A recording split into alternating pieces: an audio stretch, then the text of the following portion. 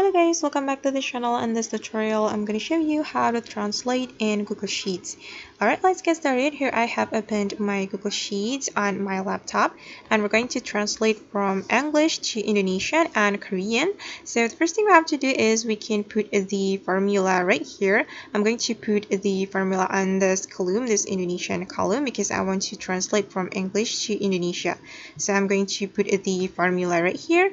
Don't forget to add equal, then Google Translate, and then you can follow the instruction right here. So we have to put the text that we're going to translate, and the text is in the B3 cell. So just click on B3 cell, then click comma and double quotes and the source language, and the source language is English. So I'm going to put the code for English. The code is EN.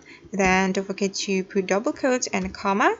And I'm going to put the target language. The target language is Indonesian, so I'm going to put IN for the Indonesian, and then we can enter after we are done adding the formula. So just click on enter and just wait for a moment. Okay, and this is the Indonesian translation, and we can just do autofill like this, and all of the translation will be filled on this column.